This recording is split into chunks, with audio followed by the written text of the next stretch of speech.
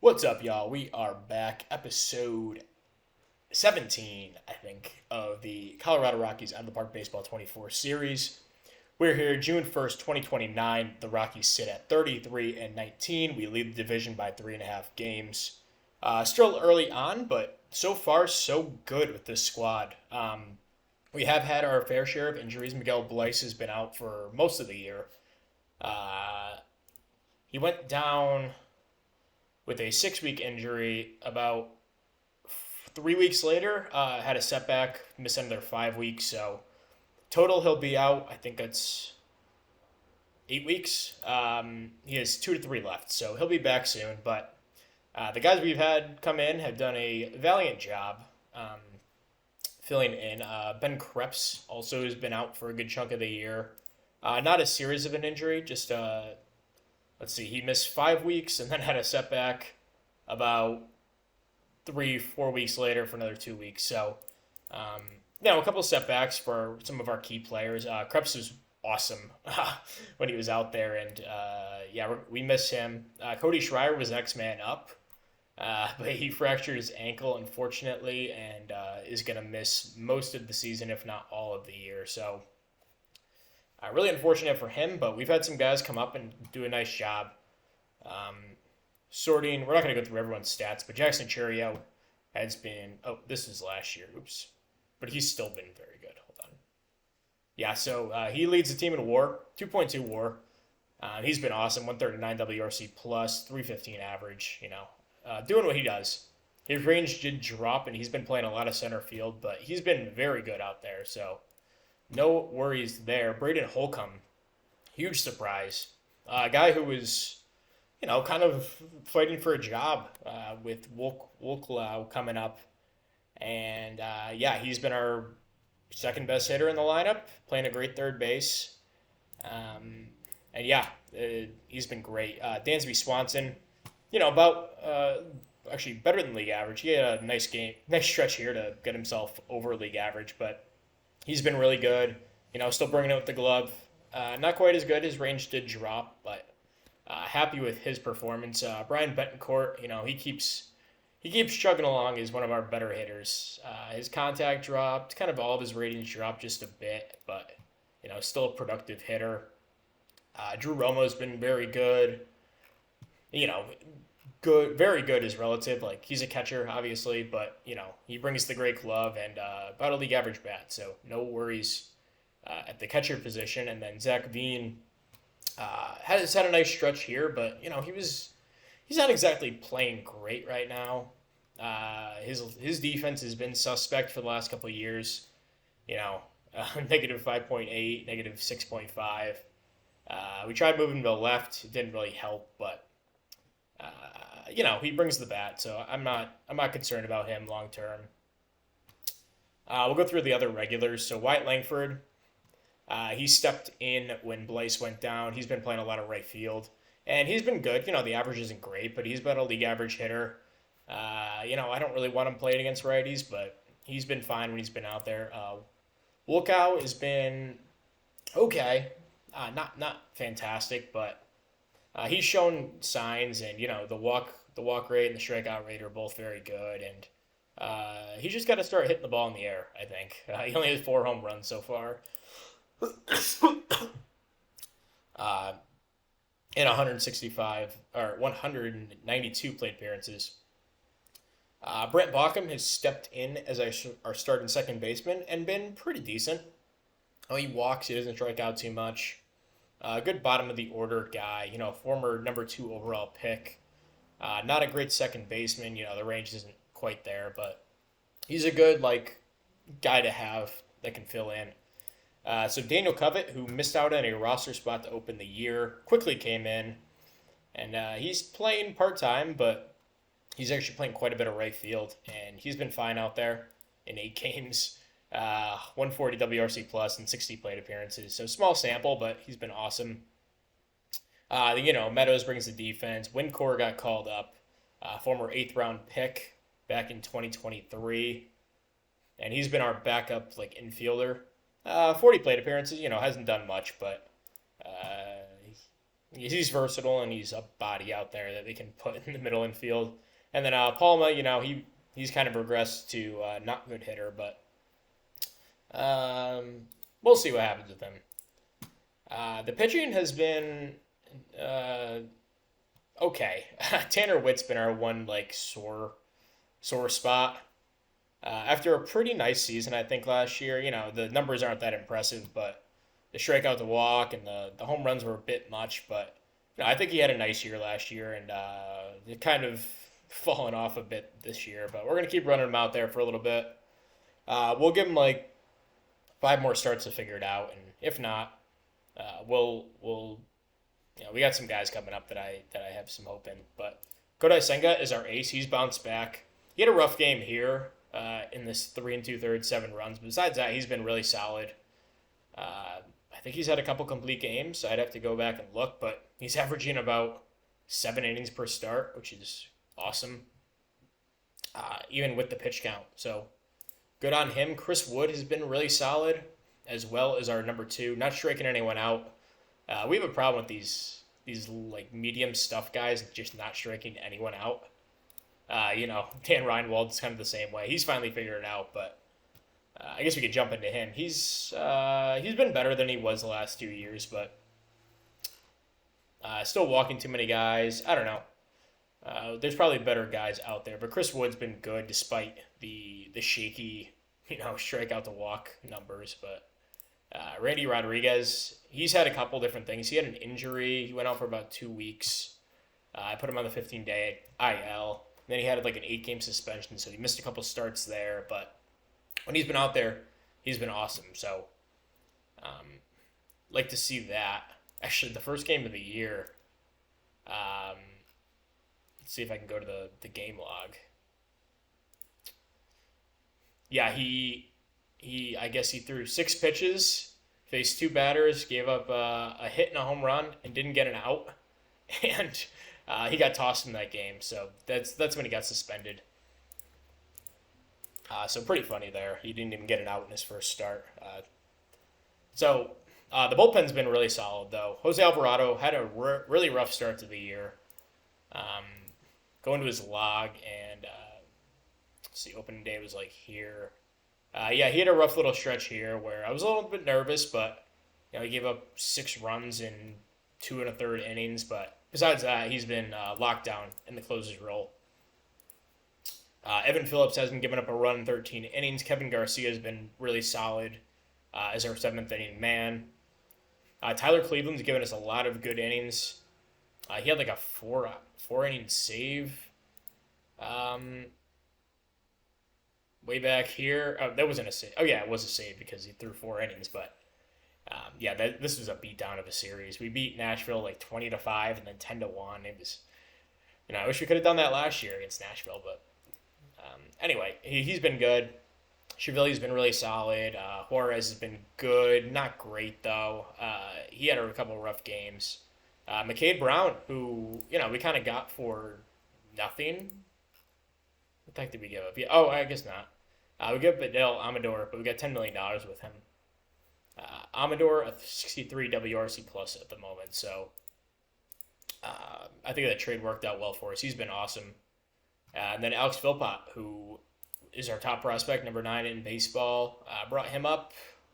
Forgot why. I think we might have had an injury or something. But yeah, he's been lights out through 9 2/3. Jackson Cox, who split time between the minors and majors, mostly in the majors, but he's been really good. 3.79 ERA. The peripherals are really good too. So, and Scott Efros is due back soon. Top prospect Ford Thompson has been lighting up AAA. He had a bad game here. Besides that, he was really good. So he's likely the next guy up if we need a starter. Minus Cox, but Cox will be up soon, I assume. And then Scott Efros is due back probably in a couple days. He'll probably cut his assignment probably in the next couple days. So, so far so good with the team. We will sim ahead to like the All-Star break, first-year player draft, whenever that happens, and jump back in at that point. All right, so we're back, and this is gonna look a little look a little weird, just from coming from where I just was. But McCade Brown, he's a really good pitcher. Don't get me wrong, and I would totally try to roll it out with him. But he's going to make a lot of money next year, $7 million, and he's had a little bit of a rough stretch here.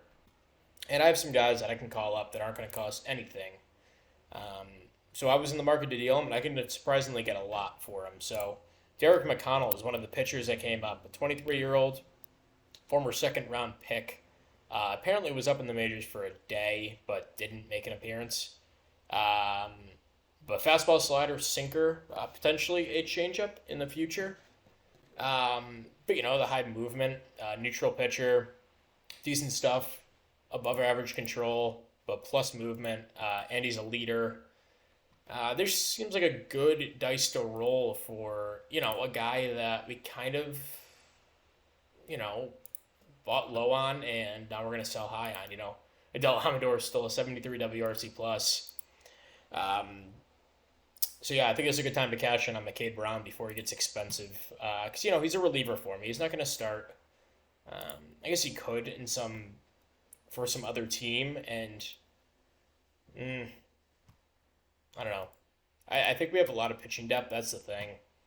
Now that I'm looking at this, I'm not really sure if I want to do it. Just sneak preview. Tanner Witt's pitched better, so I'm gonna roll with him. But I want to get Thompson up. That's one of the reasons that I'm doing this trade for Thompson. He deserves to be in the majors right now, along with Alex Philpott. Both those guys should be in the majors. It's not even count like some of the other high end guys. Jackson Cox is sitting in the minors. Like, there's just a lot of guys. This guy Sevelin, who had a couple games up in the majors, but yeah, these guys are all in the minors, and McKid Brown's kind of taking up a spot. I guess there's other guys we could trade, like maybe F. Ross or Cleveland, but McKade Brown had a ton of value, so I think this is. I almost talked myself out of it, but he hasn't performed as a starter at any point in his career. I don't know why he would do it now. So yeah, I'm gonna do this. So we pick up Derek McConnell, and yeah, unfortunately they brought him up to the majors for some bizarre reason, because he wasn't eligible for the 40 or anything, or the Rule 5 draft. But okay, so with that trade being made, first guy we're gonna call up is Jackson Cox. Give him a shot as a reliever. The bullpen's been awesome. There's really no one, that I really want to get rid of. Cleveland's been our worst reliever, but he's still been good. I guess like F. Ross would be the guy on his way out, but we still have control over him. I don't know. We're just gonna keep rolling. I mean, we're 52-30, just to update, and things have been really good. So the All-Star break is in a couple days, I believe. So we're gonna sim up to that, and of course, as soon as I start simming on camera, we start losing. So yeah, here we are. We finally pick up a win. Little losing streak there. Looks like Senga got hurt. Just a minimal injury. He'll be fine. Looks like we lost this one. 2-run double by R. Perez. Yeah, Miguel Bleis came back a couple days ago, so he's back in the lineup. Alvarado, that's tough. Okay, so let's go to the break here. First year player draft is now today. I guess the All-Star break. Okay, it's a little bit later this year. Maybe the draft's earlier. But anyway, we're here today. Tampa Bay's the number 1 pick. We're 22. So let's look at the pool of players this year. And there's like 580 potential guys here. Most of them high schoolers, but David Mesa is a college guy. Eric Tiemann, oof. Yeah, that'd be my number 1 pick, I think. Ben Whistler, This is all relative to the number 1 pick, of course, but yeah, that pitcher would be not my number 1 guy for sure. You don't find a guy who's that developed and has a high of a ceiling. So I would assume Tampa Bay takes him, and they take a first baseman, high schooler, Mike Kirkland. I mean, the upside's huge, but holy crap, there's a lot of bust potential there. Joe Heckman goes number 2. Wow. Pete Sizemore. I'm just gonna go until that guy goes because I'm really curious where he's gonna get drafted here. Wow, what the heck is going on here? Ben Whistler went. He was one of those college guys. We're at 14.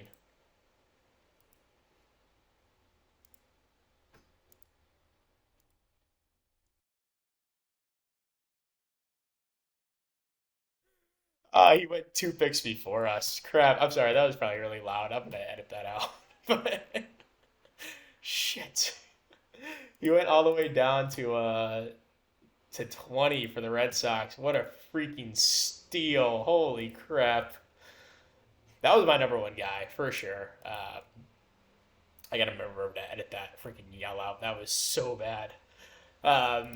Okay, so, I mean, ton of high schoolers here. Bobby Wilby is one of the college guys, but not a developed one. Not a guy I'm considering.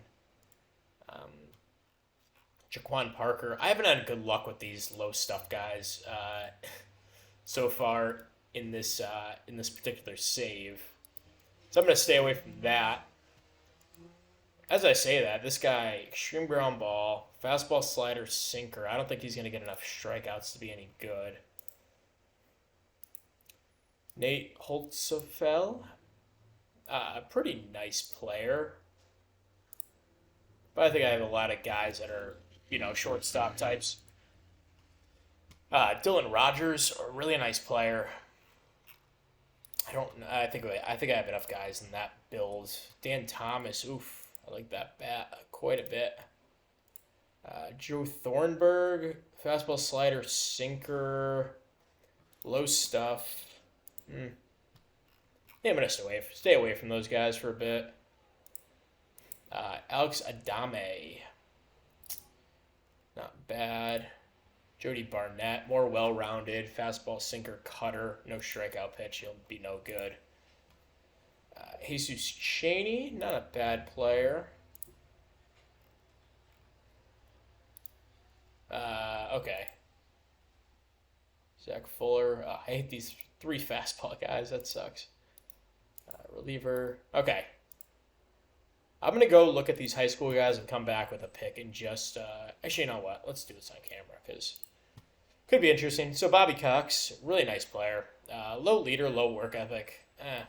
At this pick, Pat Grimm, corner guy. Steve McKay, corner outfielder. High upside, ground ball hitter. Kevin McMahon, ground ball hitter. I guess these guys... So the one thing I noticed about this game is sometimes these younger guys are ground ball hitters and they'll grow into being fly ball hitters at some point, but I'm not actually sure if that's how it works.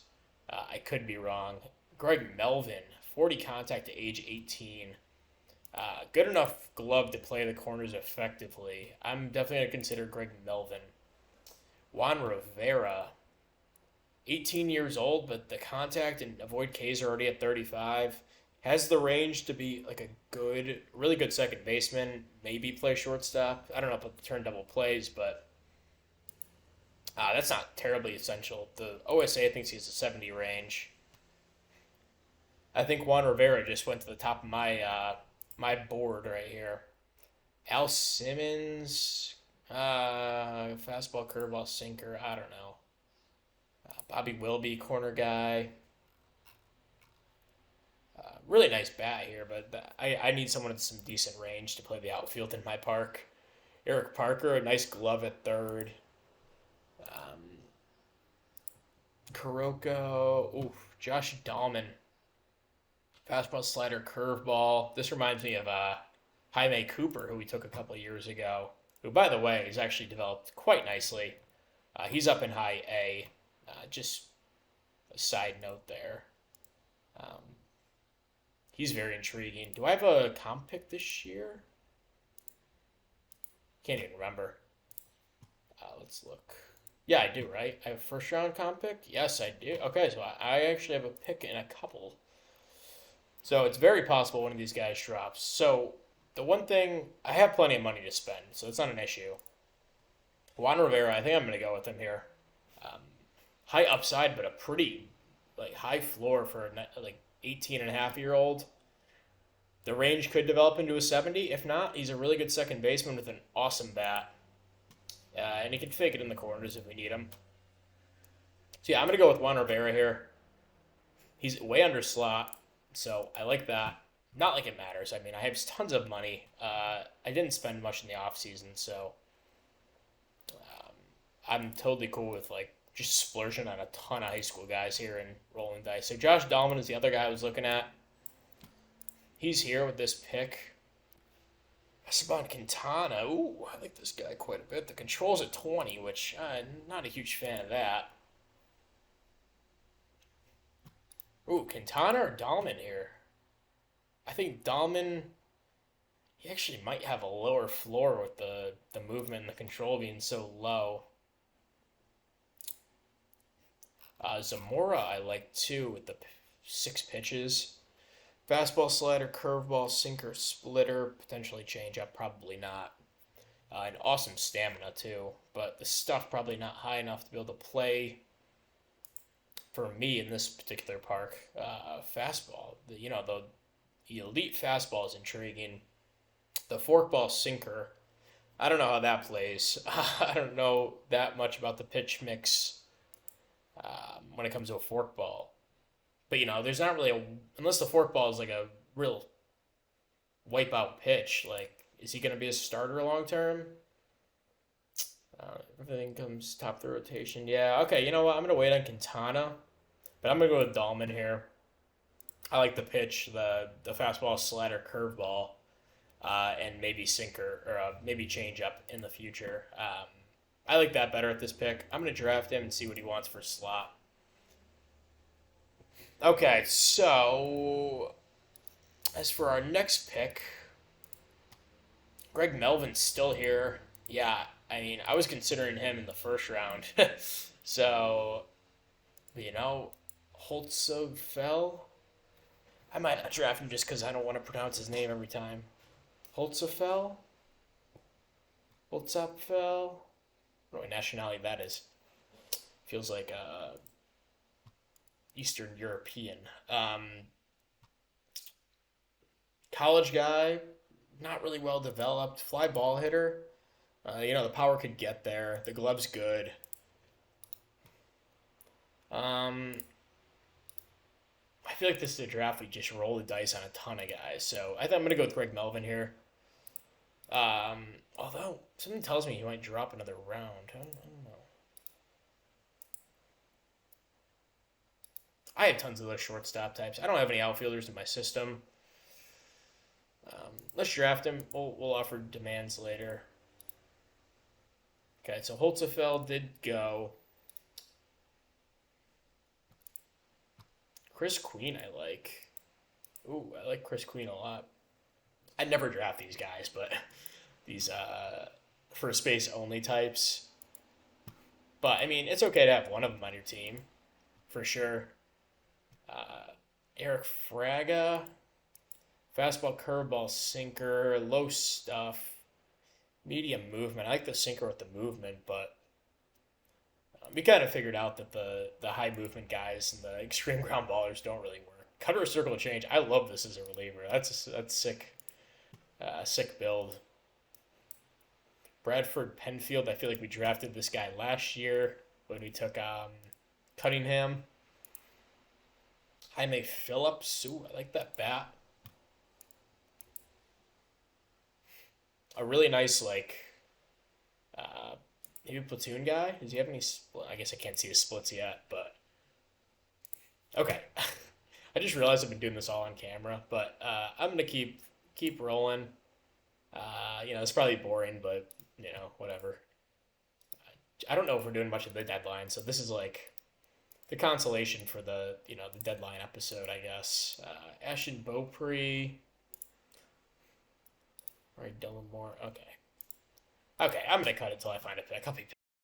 So just went through and did the rest of the draft. So We left off with drafting Greg Melvin, so the next pick was Jim Jeffrey, who the bat doesn't look too impressive, but the infield defense is really good, and he has some outfield defense. This reminds me a lot of Cody Schreier when in my twin series where I can kind of play him wherever I need him.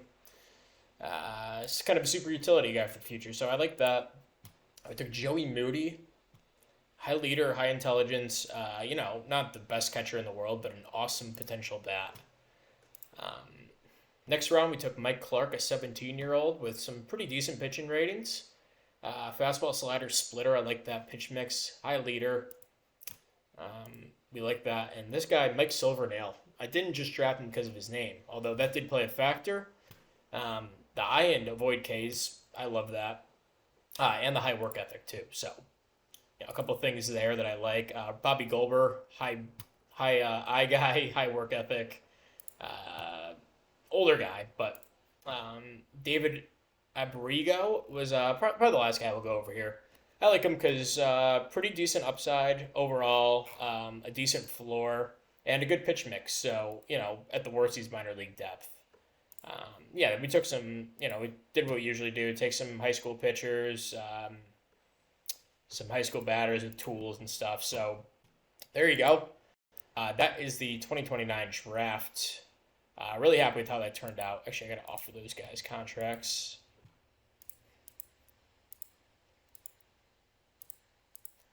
A couple of these guys were a little expensive, but at the end of the day, I don't even think I spent my total allotted slot, honestly. All right, cool.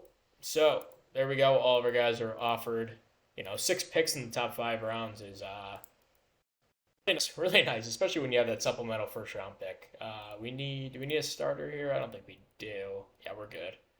Um, so looking to go into the All Star break in first place, we split the series against LA. Uh, Rough game here, 3-12, but Tanner Witt, yeah, he's been rough. I might, I don't know. I mean, I can run out of the guy with a 6.5 ERA at this point.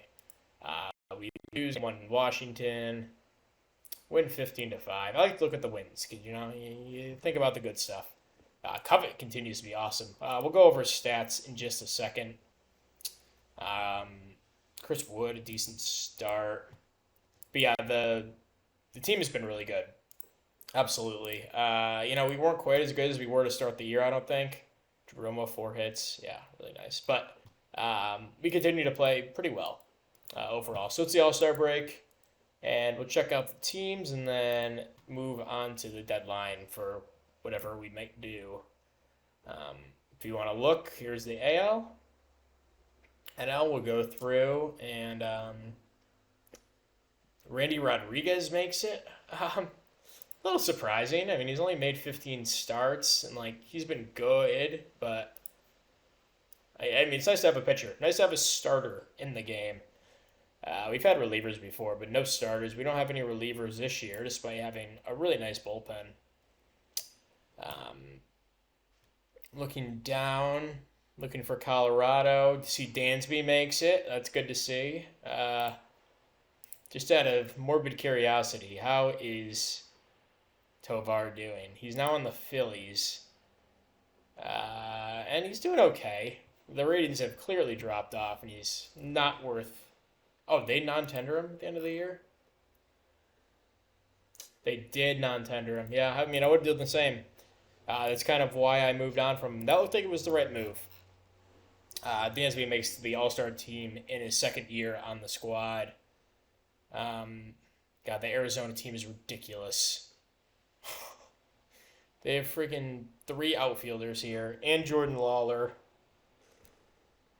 Drew Jones makes his first, and then Alex Ramirez, and then Alec Thomas is their DH, I think. He's actually splitting time between the outfield, but yeah, he makes it. So we have Churio, basically we have Churio and Veen, Swanson, and that's it. So, I mean, I don't know who else I would have expected. I guess Holcomb, maybe, but I guess not. Betancourt, I mean, dude's got to get some love eventually. He's been fantastic. Okay, so We'll go up to the deadline and come back in just a second. All right, so we're here at the approaching the deadline. We're about 3 days away, but we have our first and maybe only trade.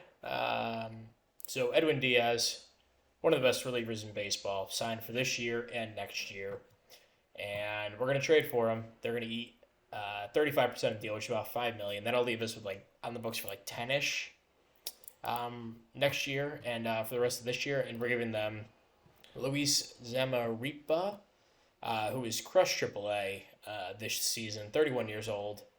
Um, Pretty much just a salary dump from their point of view, but um, they really just wanted to get rid of him, I think. So, um, yeah, there were some other guys that could have given up, but Zamaripa, he's a good leader and a good work ethic guy. Um, Let me see. I mean, I guess you give like Castilla, but I'd rather have him as a 24-year-old pitcher. Um, like DeMartini's a guy I would give up, but I don't know. I call me overly attached to this dude that's not even good in the save. You know what? Screw it. Let's get rid of him. All right, so we're going to do this one instead. Give them a little better of a prospect instead of a 31-year-old. Um, all DeMartini's done is hit in the minors, so there's a chance he turns out okay, and maybe he has a development boost. But yeah, we're gonna do this. So we have our new closer that pushes Alvarado to the. Actually, he's on the IL still, so 725. That would put him. Yeah, we'll do that. Whatever. Okay, so he'll go to the IL for now. Okay. So I think that's probably the only move. I mean, I don't really see any other glaring needs. If we need help, we have it in the minors. Like Griffin's down here, he's absolutely gone nuclear at this point, and he needs to be up. But where am I going to put him? Um, that's pretty much the problem. So, um, yeah, we're gonna roll with this team, see what happens. I guess we could use like a backup infielder. Maybe I'll look around really quick and come back and see what I can find. Yeah, I looked around and there was nothing really that was more than an upgrade than what we have. So if we need an infielder, we can call up, Cunningham, this guy Clayton, who just promoted to AAA. Um, Cunningham's probably the next guy up, but if I don't have to add him to the 40 man, I'd rather not. But if we need a body down the stretch, we'll do that. But that'll be it for episode 17. Thank you very much for watching, and we will catch you guys next time. Like, subscribe if you enjoyed and you want to see more. And yeah, we'll see you hopefully in the playoffs or September if it gets close. But yeah, we'll see you next time. Goodbye.